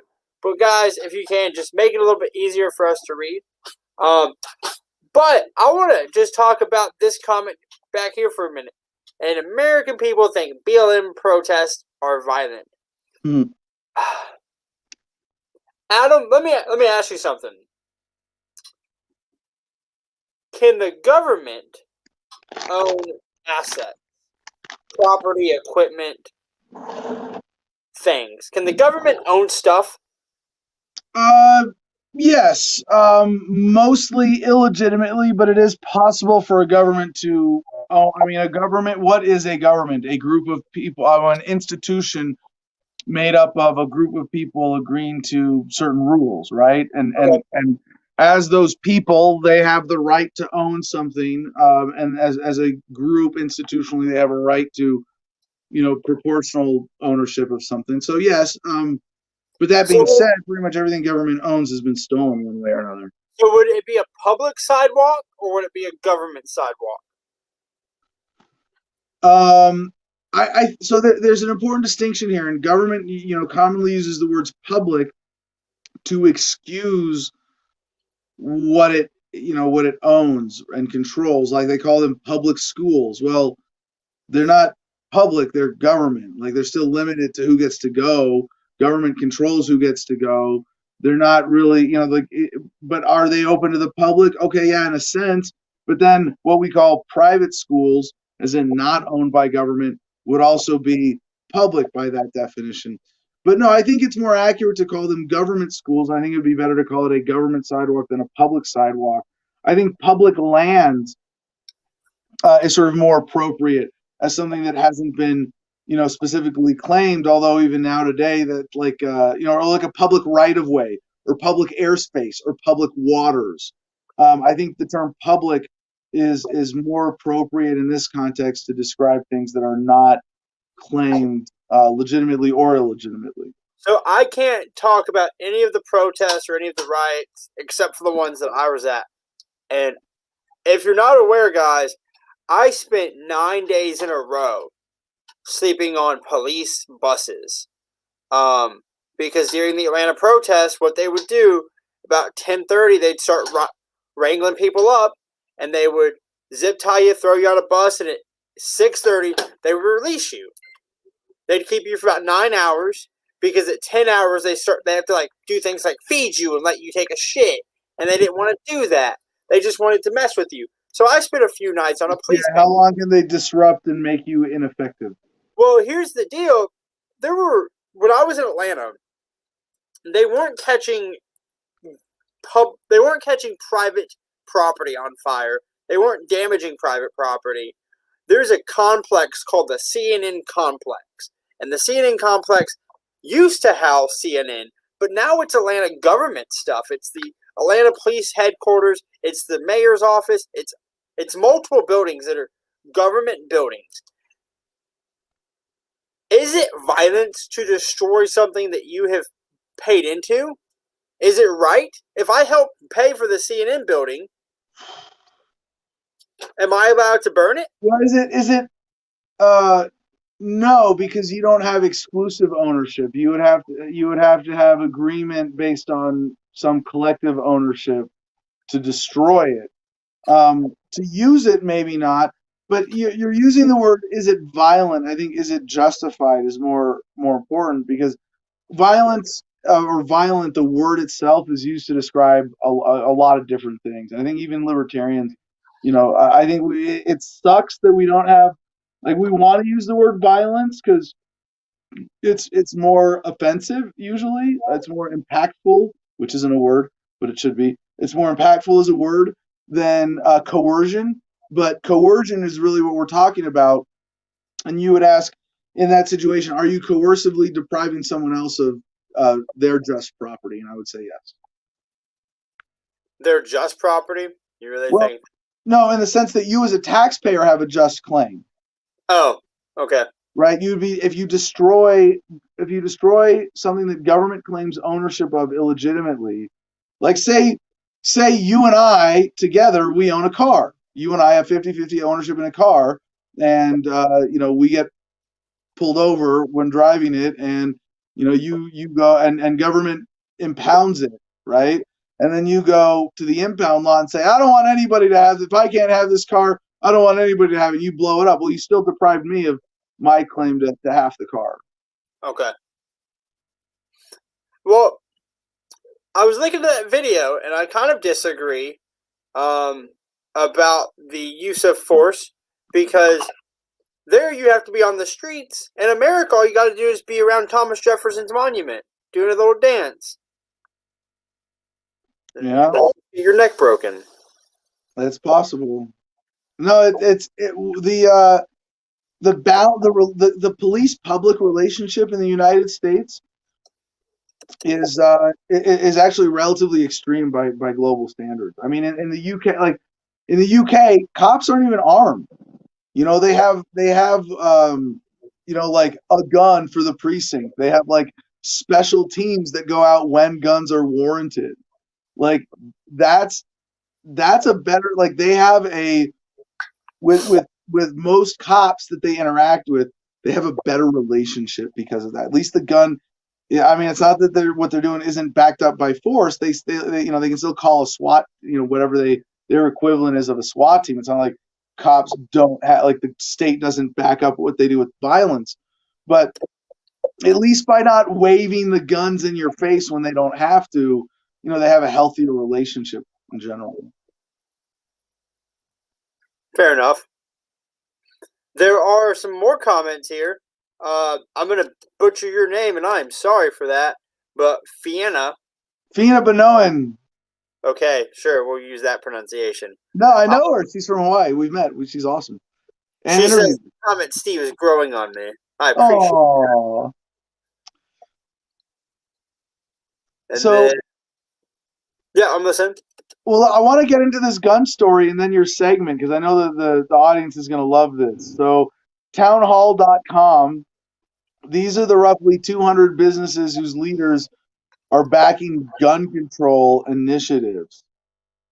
Yeah, the Citizens Committee for the Right to Keep and Bear Arms launched an initiative last year aimed at providing information to Second Amendment loving Americans. The goal is to provide a comprehensive list of companies and or CEOs who back gun control initiatives and legislation or have anti-firearm corporate policies in place.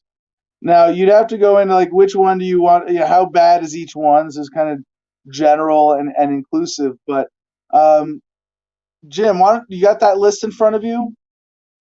Let's get this on screen here. Okay. For CJ, the first one is 20. Get to where it says the list starts 2020 Vision. Is that a glasses company? Why don't you just read down this list and stop when you hit one that you recognize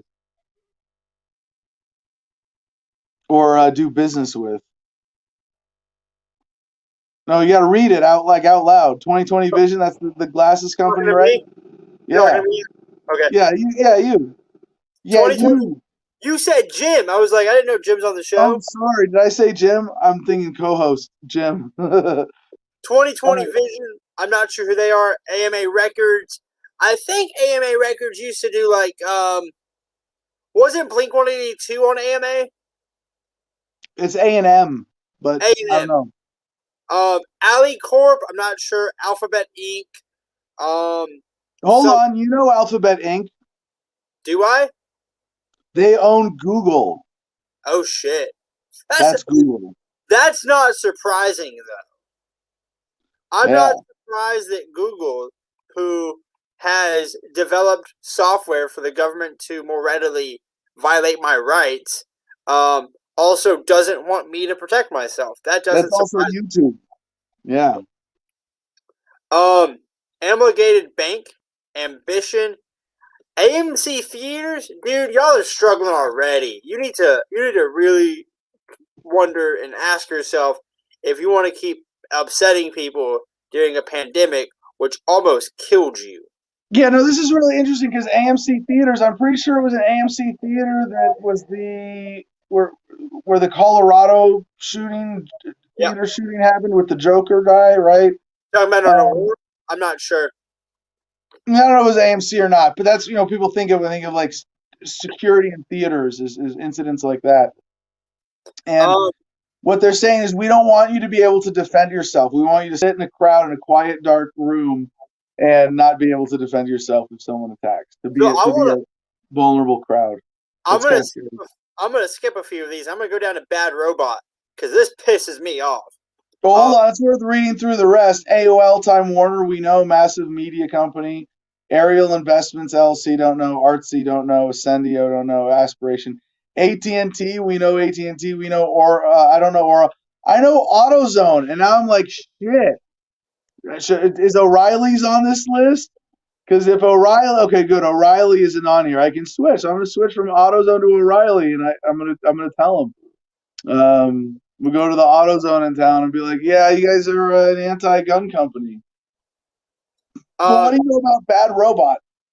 So Bad Robot has made their millions off of video games, mostly like the free roam games where it's what's the one that I just lost it. Wasteland. And all it is, like half their stuff are gun games. So you're gonna produce video games with guns, and then you're gonna give money to gun control? You're a hypocrite. You're making your money off of video games that endorse guns, and then you're gonna tell me that I can't actually own them? So I hope while we're reading this list, people are thinking what companies they do business with they might choose not to. Bain Capital, that's Mitt Romney. Bank of America, Beeswax, Begin, Betterworks. I know Beyond Meat. Oh, shit. Beyond Burgers. That's the Beyond. Well, I guess I'm going to have to find a different fast food vegetarian option here. Can't go to Burger King. What's that? Read down, you'll see Burger King. They're on here. Oh, yeah. Burger King's on there too. Shit. Bloomberg LP, Bonusly, Brat, Brookfield Property, Brood, Bumble, Burger King, shit, Cambly, Catch and Release, Cerberus Systems, Chipotle. I mean, why eat it if it makes it bleed out your ass anyway? Circle Medical, ClassPass, Clearbit, Clever, Clockwise, CNN. By the way, there was an article on CNN I saw today, and it was an opinion. It was why go out of your home, even with things getting better, like why leave the house at all? And I agree with the general points. I like having a fully functional house, where I can watch a movie or go to the gym or, have food delivered or work from a home office. I'm all about that. But it was so like, just stay at home, and eventually why leave the Matrix pod at all? Wow, okay. That CNN is trying to send us in a Matrix world here. Color Genomics, Comcast, cut the cord a long time ago, Condé Nast, Costco, Credit Karma, Crunchbase, Pure Latte, Curtsy, Dannon. You read some of these. Delta Airlines, Dick's Sporting Goods, Disney Company. Fun fact about the Disney Company: Disney World and Disneyland are the only two private companies, or the only private company that has both deep ties with the FBI, DHS, and who was the other one? The Department of Child Safety or some shit. Because you're more in danger of being attacked by terrorists, and you're more likely to have your kid abducted inside a Disney property than anywhere else in the world. Think about that shit. And they want to take away your guns. Disney Company, DoorDash, Doxel, eBay, Ecolab, Elderman, Electrolabs, Emerson Collective Enterprise. Won't be using them anymore. Everbite, Farmstead, Full Pitcher, Fundra, Gap, Gateway, GE, Geico, Goat Group, Golden Graphic Packaging, Group 9 Media, Gucci, which is awkward because Gucci's seen by a lot of rappers, and a lot of rappers like guns. It seems like they would piss those dudes off. Guru Hallmark Cards, Hard Rock Cafe, Havis Group, HBO, Hint Inc., Hemp Dot, Hooked, Horizon Media. I feel like we should know those people. Yeah. Do you know Horizon? No, I don't. Okay. I'm familiar. Oh wait, is Horizon the guys that do all the video in Afghanistan, Iraq? I don't know. Humberton, Impossible Foods, Interpublic, Intuit, George, Jumbo Privacy, Cabbage Inc., Cande, Kang, Knoble, Lattice, Levy, or Levi. That's depressing. Levi Strauss and Company, the American icon, anti-gun. Lucid Technologies, Lyft. I'll be using Uber. Metaprop, MetLife, Microsoft. Sorry, Uber's on here also. Buy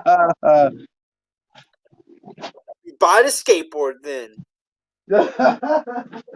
Modern Fertility, MongoDB, MSNBC. That's not surprising. MTV. So I want to hit this. If you're like pro gun control, I'm cool with that. But be honest about it and stop making money off of guns. So MTV, I just was watching MTV. They had a gun ad. They need to cut that shit out. They need to be honest, and they need to have some integrity about themselves. Also, any show they have or any movie they play where it depicts a gun in a positive manner, get rid of that shit. If you're going to be pro-gun control, fucking live that life. Be about that life. Navit, NBC Universal, NCR Corp. I don't know if you want to keep going, but or do your segment, but there are at least a couple I wanted to point out here. One, Square and Twitter, Squarespace, Subway, like the restaurants, but then another one, Tinder. And one of the things about the modern pro-gun movement and as part of the women's empowerment and self-defense movement, and those of us who have been longtime advocates of firearms freedom have hailed them as equalizers.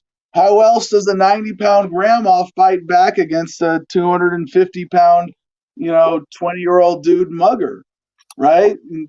The gun is the equalizer, and that Tinder that sets up strangers would want, to make women more vulnerable. That's another dangerous contradiction. But let's get to your segment, shall we? By the way, well, one more thing about this, unless you wanted to jump in on any of those companies, links at t.me/Adam versus the man if you want to go find our public Telegram group where I post the links for our show notes every day. And you can find those other 200 companies. And, it's kind of hard. There's one other point I'll make about this is if you say, I won't do any businesses with any companies that do anything that's anti-gun.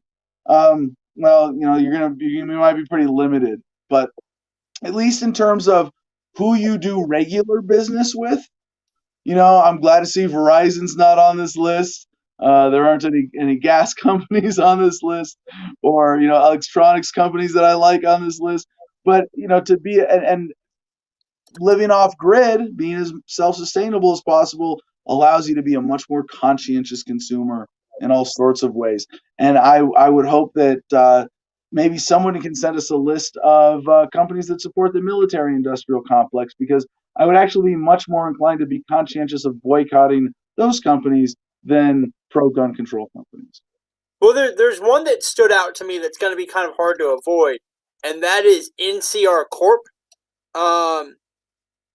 If you're not sure what NCR Corp is, they make about 2/3 of the cash registers. It's a national cash register. If you, well, at least you don't buy. But most people aren't in the market for a cash register right now. Yeah, but they have real big deals with credit card companies, and NCR supplies all of Target, Walmart, Ingles, Kroger. Yeah, see, this is just a reason to tamp down your consumerism altogether.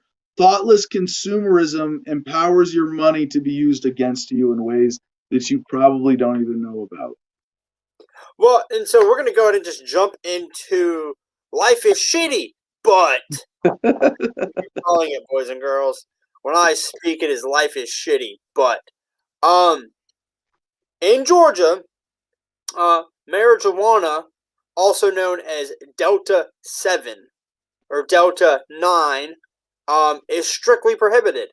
Delta 9 and Delta 7 both are illegal in Georgia. Delta 8 is not. So somebody may have eaten 12 gummies and licked a wall last night. Possibly.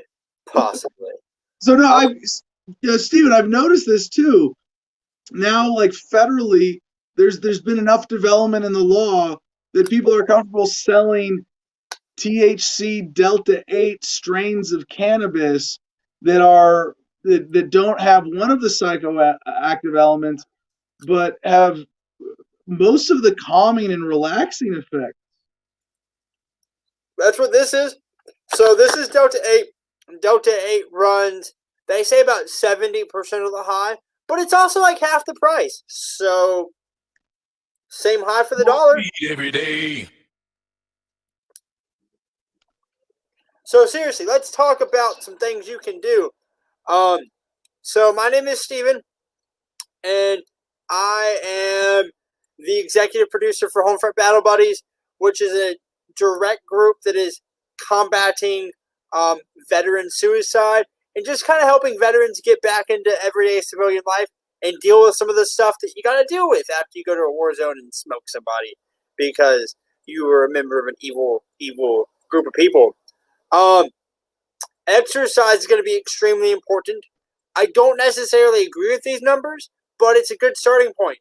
So if your life is shitty because of COVID, I said this the other day, I have a Bible and some running shoes, and that kind of keeps me going. So 150 minutes, 2.5 hours of moderate aerobic activity, which would be like a walk or a jog, or 75 minutes, an hour and 15 minutes of vigorous exercise, aerobic exercise, which would be like a heavier run, a faster run, is going to be highly recommended. That 75-minute is more of a daily marker for me. If you're not at that point, that's not, like, don't be upset about that. Do what you can do. But if we're going to be talking about doing some exercise, let's also talk about taking care of your body. Let me get back up here. I'm a really big fan of calculator.net. So here's some of my info. I am 28. I'm actually a dude. I am 5'7". I weigh about 145, and I do some light exercise. So if we calculate that up, we come over to here, and to maintain body weight, I need to be at 2,200 calories. I keep that right now about the 3,000 calorie marker because, like I said earlier, I'm trying to put some weight on. But it's simple stuff, boys and girls. It's simple stuff like being healthy, going on runs, doing some heavy stuff, getting you a fanny pack from Adam versus the Man to put your baby Glock in. And seriously, just be happy. Find something in your life that you can be happy about. We are getting a canoe here shortly, and I'm going to canoe the shit out of the Tennessee River. And that is private property because I own wherever I am currently sitting. So whatever part of the river I'm in is my property. But no, I really want to just kind of push you guys to do some stuff you love, do some stuff you enjoy. Fitness. This is from the Mayo Clinic, and at the bottom, I'm sorry, calorie.net. At the bottom of here, it's going to have your breakdowns for all of your what you should be consuming as far as fats, protein, carbohydrates, and that sort of stuff. It's super basic. I know that we see Adam doing fucking lunges and shit with 300 pounds on his back, and that's not necessarily the thing that you have to do. Just be healthy. And when you see some bullshit stuff, I got into activism because I was done with people mistreating other people. That is my entire reason that I'm an activist. So there was an incident where a Petco decided to treat some people like shit. And in the video, the employee grabbed the customer's stuff and put it on the ground and said, "Your stuff belongs there. You belong outside." So there was a Petco in the area that in a few hours they're gonna have all their fucking product. They're gonna have all their product on the ground. We're not gonna break shit. We're not gonna hurt people. But if your product belongs on the ground because you don't want to do work with people, you don't want to do business with people of a certain religion, we're going to help you put your product on the ground.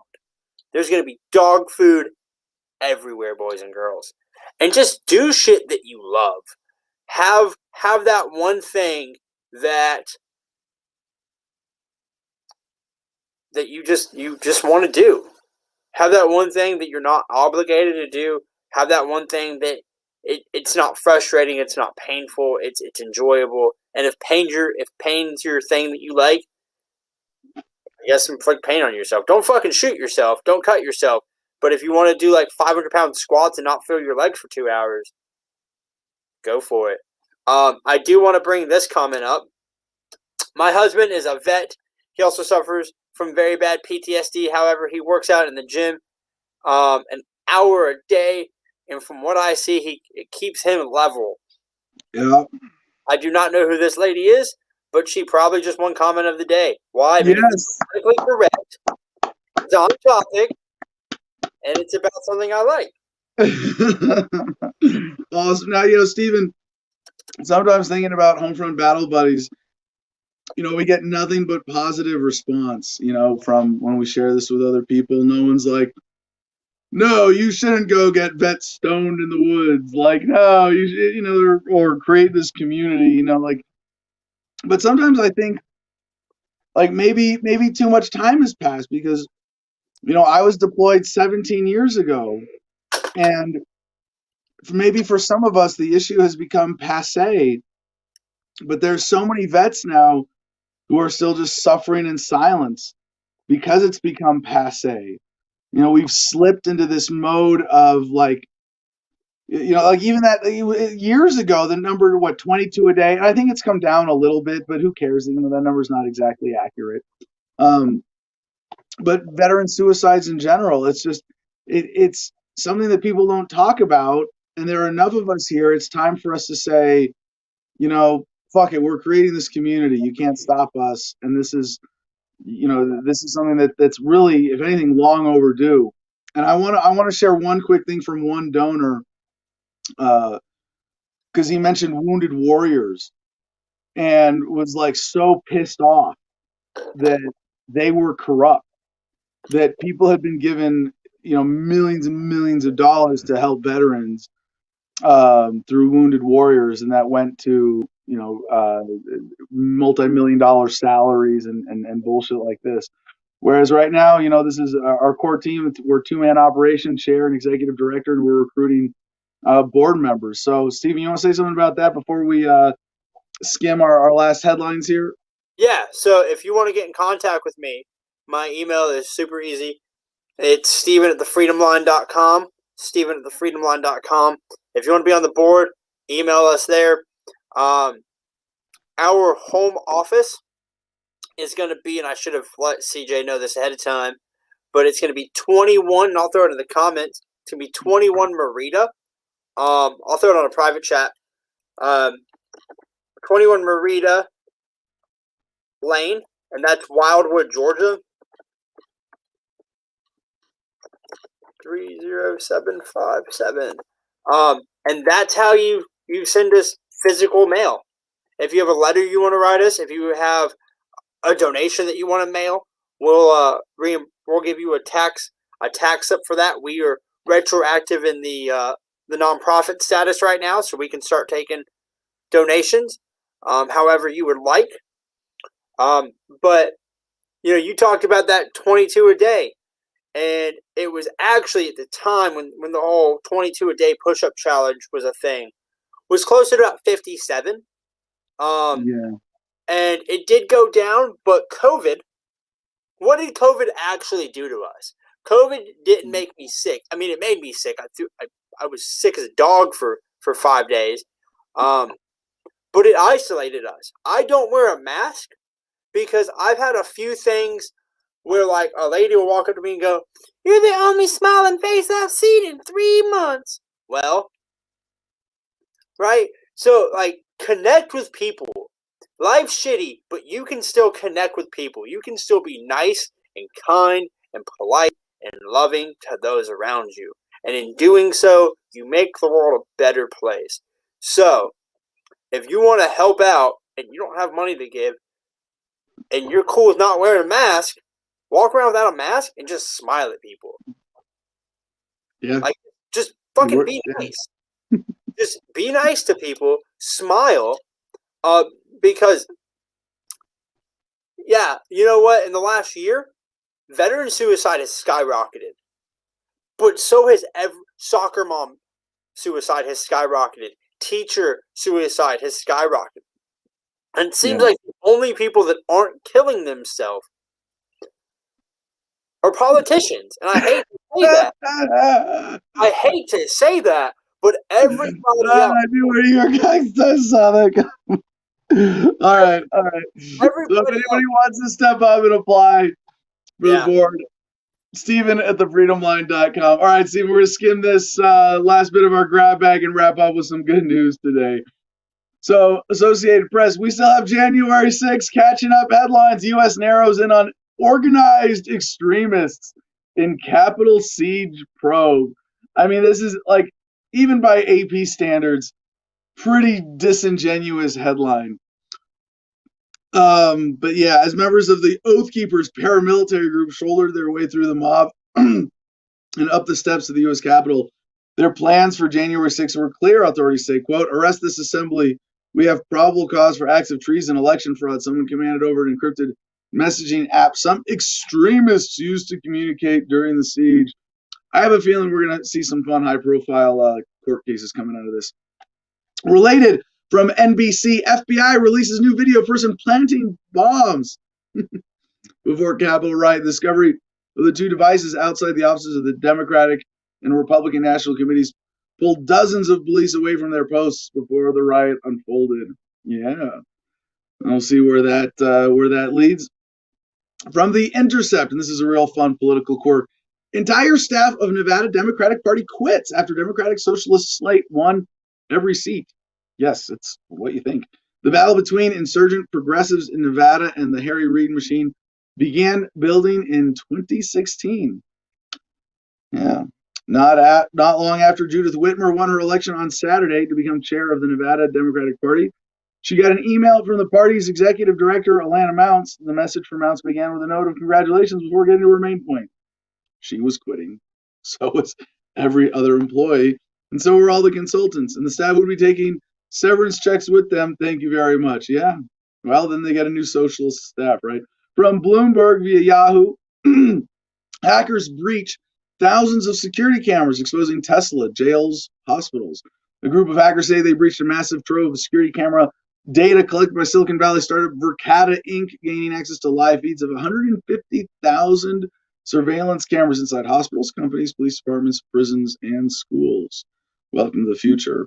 New York Post, BuzzFeed takes Buzzsaw to newly acquired HuffPost. Yes, just 3 weeks after finalizing a deal to buy HuffPost, Jonah Peretti's BuzzFeed is taking a Buzzsaw, the left-leaning news and culture site. BuzzFeed on Tuesday said it made a series of cuts in HuffPost that result in 47 U.S. jobs lost, including executive editor Hillary Frey and executive editor international Luis Rouge. It's just interesting to see that there's more shakeups and the sort of old media business models even failing. Daily Caller, NBA All-Star Game gets record low TV ratings. You think it would be the opposite under the pandemic, right? The TV ratings are in for the NBA All-Star Game, and the numbers are brutal. According to Anthony Krupe, the game averaged a pathetic 5.94 million viewers on TNT this past Sunday. Just how bad are those numbers? It's a record low. Yeah. Raise your hand if you're 100% not surprised by the fact that the NBA All-Star Game got such pathetic ratings. Really? Why? Yet it still got crushed. People cared more about Oprah's interview with Prince Harry and Meghan Markle. It really does seem like a lot of fans have just given up on the NBA. It's not hard to see why the league went from being about winning games to lecturing America about politics. Adam Silver himself has admitted that fans don't want to see it. So yeah, all right. From Business Insider, Russia slowed down Twitter's speed and threatened a total block after the site allegedly failed to delete banned content. Yep, more social media manipulation, and they can slow down Twitter. Interesting way of a government striking back. The country's regulators said on Wednesday that Twitter had refused to take down more than 3,000 posts. Anyway, we are recruiting. If you look at my Twitter pinned tweet, twitter.com, I'm at Adam Kokesh there. We are looking for help with the Gardenia Sovereignty Project. This new you can apply to Adam Kokesh for a government job in this exciting new micronation because of our promotions here with Adam versus the Man, with CJ stepping up from executive producer to business manager and Jim stepping up from co-host to executive producer. We have some openings and need some help, and we're ready to get organized with social media around Adam versus the Man. And Homefront Battle Buddies, as we've talked about with Steven, you can email him directly or me about that. Steven with a PH. Yes, his parents spelled his name wrong. It's okay. STEPHEN at thefreedomline.com. And in my case, Adam at thefreedomline.com. Of course, you can support the show. Go to adamversustheman.com. Join us on Patreon. If you didn't win membership today, patreon.com/Adam versus the Man. Check out the store there as well. And finally, on this day in history from goodnewsnetwork.org, it was on this day in 1785, Thomas Jefferson was named Minister to France, replacing Benjamin Franklin. Cynthia asks, do you take donations? Yes, we do. Patreon, if there's not an easy way to do that, send me an email, adam at thefreedomline.com. We can do any other way, including Bitcoin, Bitcoin Cash, Ethereum, Litecoin, gold-plated babies, whatever it is you want to donate, absolutely. Alexander Graham Bell, on this day in 1876, made the first telephone call saying, "Mr. Watson, come here, I want to see you." On this day in 1926, Viking Press produced the first Book of the Month Club selection, Lolly Willows, or The Loving Huntsman. On this day in 1965, Neil Simon's play The Odd Couple opened on Broadway. On this day in 2013, nearly 500,000 people in Turkmenistan took shovels in hand and spent the day planting 775,000 trees, an ongoing green belt project that aimed to combat the country's creeping desertification by planting 3 million saplings this year. And on this day in 1804, France transferred ownership of the Louisiana Territory to the U.S. in a ceremony in St. Louis. The U.S. bought 828,000 square miles and paid France $15 million in a deal known as the Louisiana Purchase, because Napoleon needed the money to bolster his military for a looming conflict with the UK. And with that, peace and love, y'all. Choose happiness and be excellent to each other.